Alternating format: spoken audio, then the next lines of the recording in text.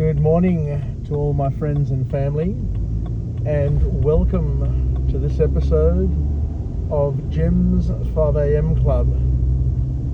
What I will do today is continue along my way and add to a new series that I'm putting together in tribute to Tony Robbins. I'm putting together a 365 vlog series entitled All That I've Ever Learned from Tony Robbins Over the Years. I'm going to do a little bit differently today. I'm going to do a vlog whilst I'm driving. I'm heading to work. I'm going to Mascot, and as you can see, it's a very foggy spring Sydney morning, which means that based on this pattern we've learnt that it's going to be a very, very beautiful day once the fog lifts. So what I'd like to talk about today, and this is one of Tony Robbins' key messages, is about relationships and how we've learned that we shouldn't spend too much time trying to fix our partners or fix the others in our lives, because the source of most of our problems, the source of most of our challenges is ourselves, and not only ourselves but our thought processes and the way we see the world around us. Because at the end of the day, we are all different. Every single person is different. Even if you've been married with somebody and joined at the hips for 30 years or 40 years or even longer, even if you're an identical twin, even if you're a Siamese twin who is fused to their sibling, you're going to have experienced a different life, even if you've gone through and experienced exactly the same thing. It's important to understand that we are going to have a different perspective based on the way we think about things, based on the way we receive things, based on the way we interpret things, our attitude, and how we respond based on, how could I put it? It's based on the way you think, the way you see things. And two people can experience exactly the same thing, i.e.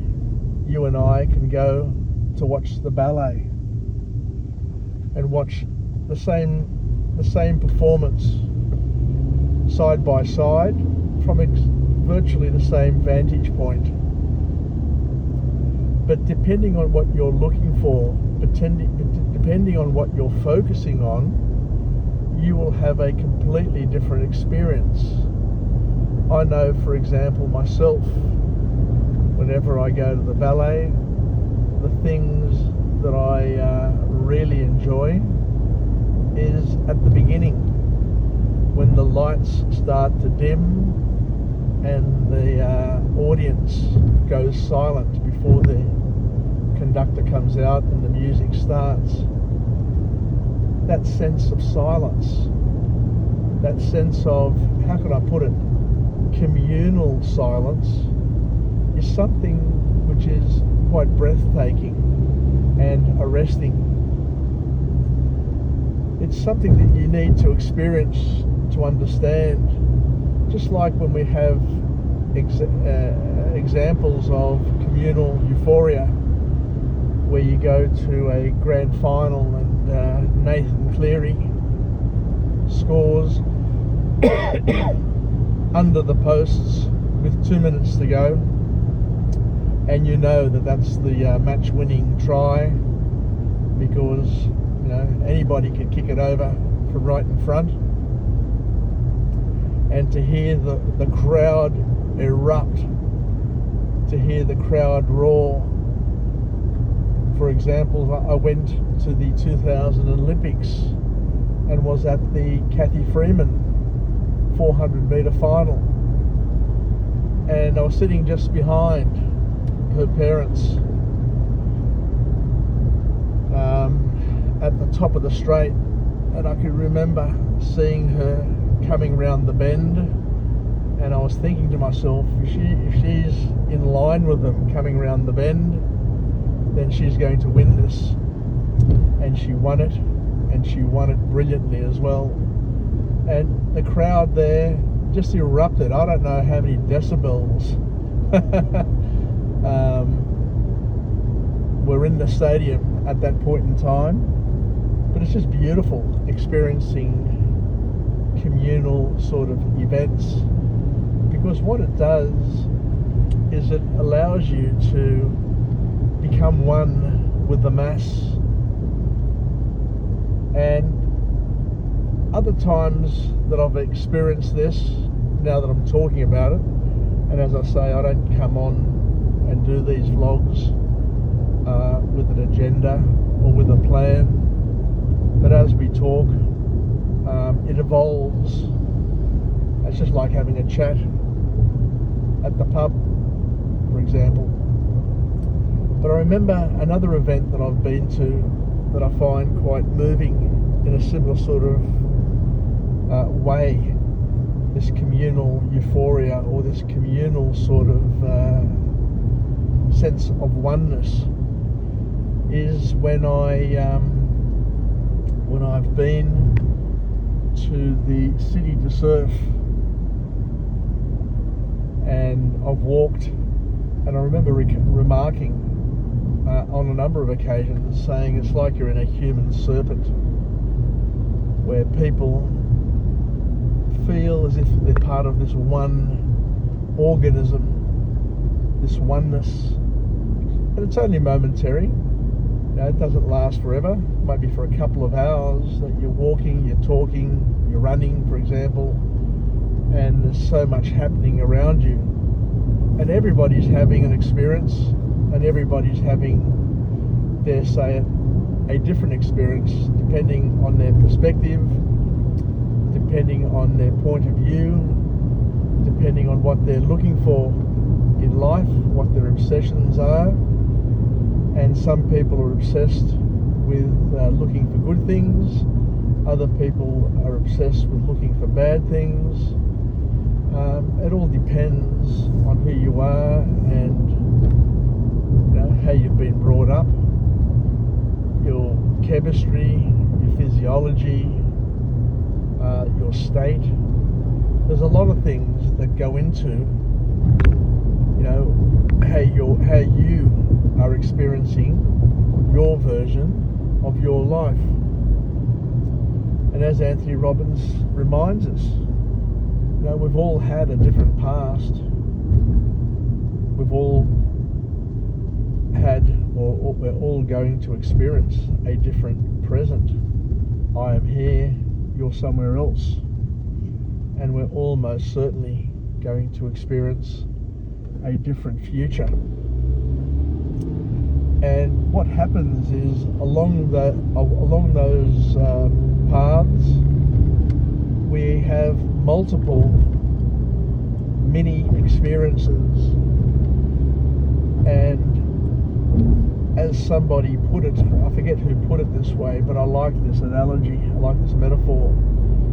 He said that in our lifetimes, through our trials and error, our joys, our sorrows, our achievements and our failures, it's in those moments of decision where we're acting, or even sometimes when we're thinking, because as we've learnt, the human brain can't tell the difference between something that is vividly imagined with emotion and something that is experienced with emotion.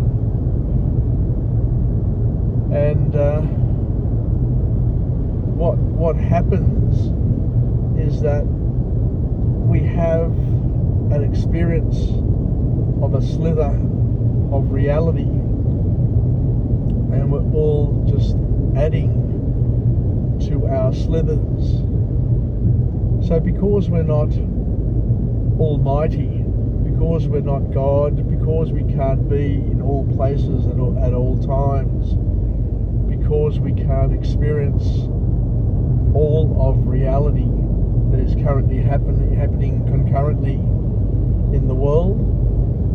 For example, here it's 6:14 in the morning, and somewhere else it'll be evening in the world. So even though we are in the same time and space from God's perspective, we are in our own individual bubble, experiencing life differently from everybody else.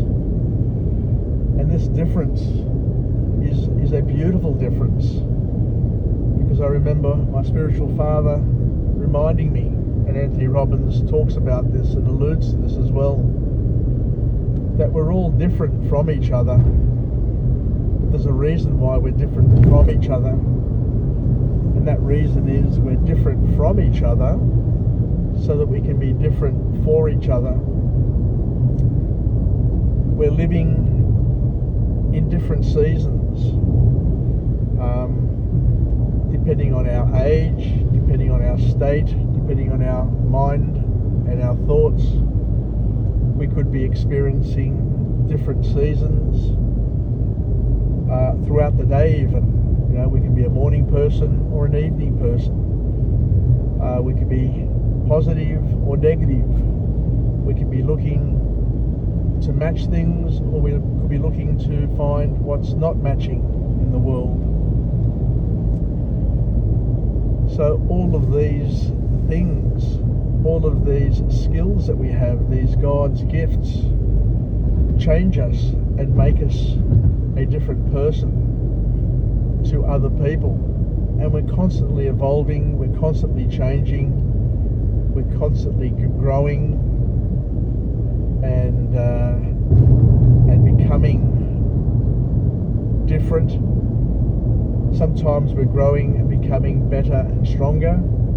Other times we may not be experiencing the necessary growth that we should be experiencing, and we're experiencing entropy or atrophy, where we're starting to lose what we had. And that's why the big man Tony Robbins encourages people and calls people to action, saying that we need to continue the path and the struggle to grow and get and contribute, because today's 8s are going to be tomorrow's 6s. If you're not physically active, then you're going to get weaker over time. If you're not using your brain, if you're not talking, if you're not socializing, if you're not eating properly, if you're not doing weight-bearing exercises, then sooner or later you're going to suffer. Or not necessarily suffer. What I should say is you're going to experience the consequences of those actions, and depending on how you see those things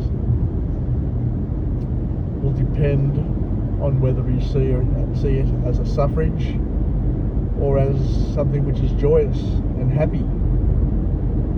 Because as W. Mitchell, who is somebody that Tony Robbins talked about at his UPW back in the mid-90s, back in 94 and 95, he didn't quite talk about him this time, but as W. Mitchell says, and as Tony Robbins and all the motivational speakers talk about, they say that it's not what happens to you, but it's what you do about it.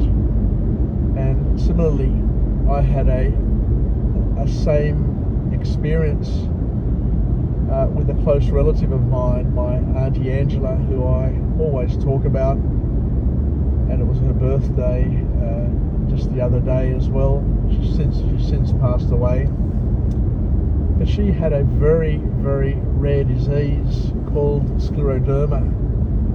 And scleroderma is where your skin dries up, and wherever there are knuckles or bone underneath which touch the skin, because the skin gets taut and dries up, just like the skin on a drum, wherever it goes over a bone and there's a bone below, that bone will find its way to rub against the skin from the inside and cause a lesion.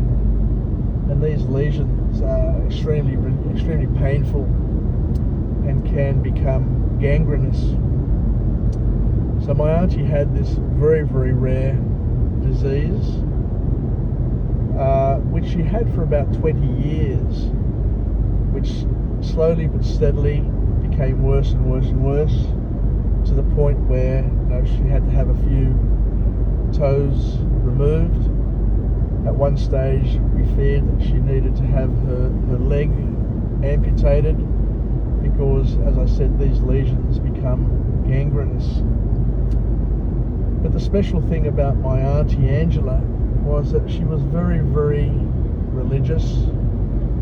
She was a believer. Out of all the people I know, she was one that I absolutely guarantee, and I'm 100% certain that she absolutely loved and believed in Jesus, and her life was one of faith, and she was work in progress, just like all of us, of course. And she just loved everything to do with the church. She read the scriptures and she lived by the scriptures as best as she can, because as we all know, we're all work in progress. We're all trying to grow and develop and become better versions of ourselves, and along the way we have ups and downs along the way. But the main lesson that I learned from my auntie Angela, my late auntie Angela, is that you can go through trials and tribulations throughout your life and go through pain, the same pain or similar pain that other people go through, the similar disappointments in life, the similar challenges in life. But you don't necessarily have to suffer, because what I learned from my auntie Angela, and what we learn from Jesus, and what we learn from lots of people, is that suffering is optional, because it all depends on how you see what's happening to you. It's how you interpret it and how you respond to it that basically determines and influences the experience that you're going to have and you're having. My spiritual father talks about how he often goes to people's home, he goes to people to give Holy Communion and last rites, and you can have two people going through a similar sort of disease, and one is bitter, hates God, hates the world, is suffering tremendously, and another person is going through exactly the same things and is calm and is saintly and is beautiful. They've got a completely different state, because they're attaching a completely different meaning to what they're going through. And here is the big lesson from Tony Robbins. The big lesson is that we come into the world, into this world to live a lifetime, and nobody really knows how long that lifetime is going to be. Even my father-in-law, my wife's father, he at a very young age relatively young age, had lung cancer, and he had part of his lung removed, and then he had a brain tumour, and he had radiotherapy on his skull and his brain, and he had to have his teeth removed, and his hair fell out at a relatively young age. And the doctors told him that, Mr. Petropoulos, you need to organise yourself and take account of your affairs, because you've got a terminal disease and you're going to die within 6 months. And his brother in Greece heard of his brother's plight and told him to pack up and come back to Greece, so at least that if and when he died, the family could look after his wife and his 3 young children. But my father-in-law is an example that even though he was given a death sentence by doctors who were leaders in their field back then, he went on to live for more than 20 years. Not only did he go on to live, but when he was in Greece, he was able to work, he was able to live life fairly normally. He continued to smoke, and he lived long enough to come to Australia to walk his firstborn daughter, down the aisle.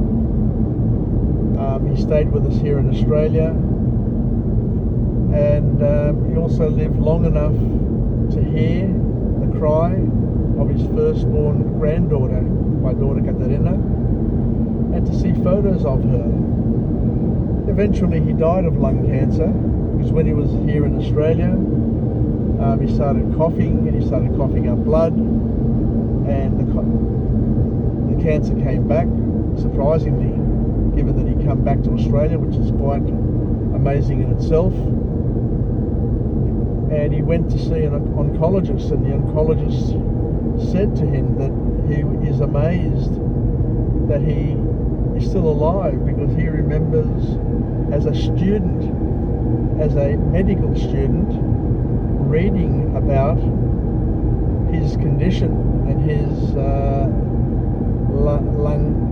lumpectomy of the lung, where they removed part of his lung, and he himself, as a doctor, couldn't believe that Mr. Petropoulos was still alive, which just goes to show that even doctors don't know how long we're going to live.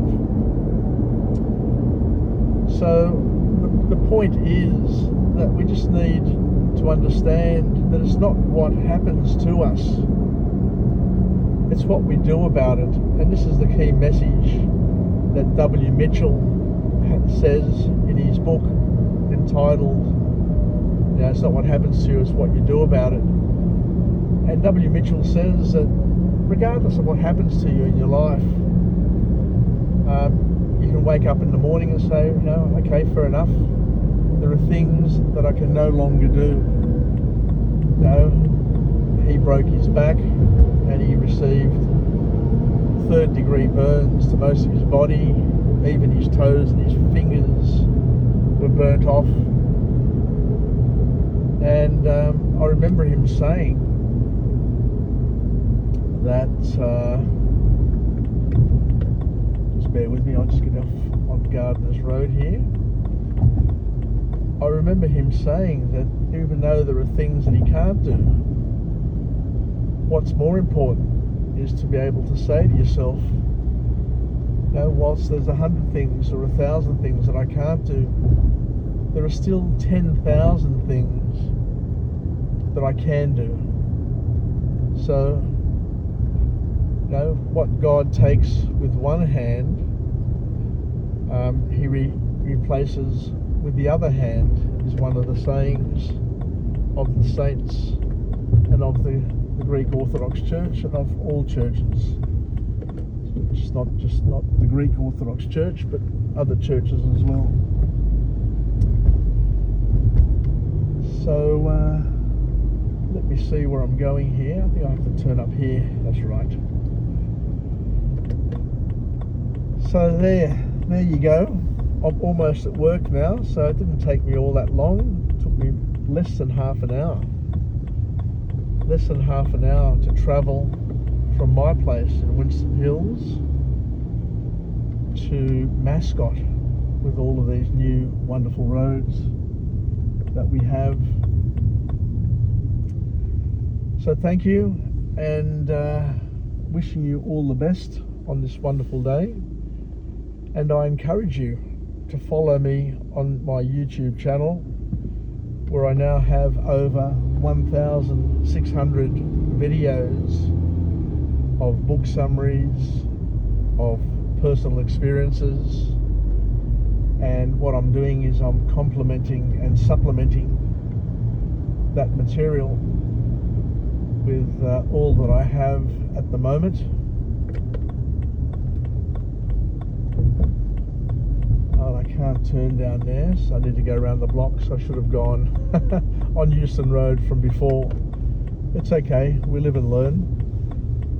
So as I say, I'm supplementing and complementing my YouTube channel with all of the material that I've learnt from Anthony Robbins over the years, having been to 3 of his UPW spectacular seminars, read both of his original texts, Unlimited Power and Awaken the Giant Within, and also listened to his tape series, Power Talk and Power Talk 2, I think it was, where he just goes through and talks about topics that he writes about in his book, and his seminar covers all of the things that he talks about in his books anyway. So to take those lessons and to contemporize them as best I can with my personal experiences, where I can overlay them with messages that I've received from reading and presenting over 1,500 book summaries myself. So once again, just adding a little bit more value to the great value, to the significant value, to the awesome value that Anthony Robbins has been able to produce and to echo in his programs to millions of people throughout the world. So I'll just find a place to turn up here, and I'll come back and park. I'll grab myself a beverage for the morning. The shop's still closed over there, so looks like I'll have to look elsewhere. And to thank you once again for joining me on this episode, and wishing you all the very best for this weekend. I do plan to go up to Nelson Bay for a day or two to take my sister-in-law and to check it all out. And what I'll do is I'll be delivering a few vlogs from up there, from some of the beautiful vantage points that I've discovered over time. So take care, and we'll chat again soon. Bye for now.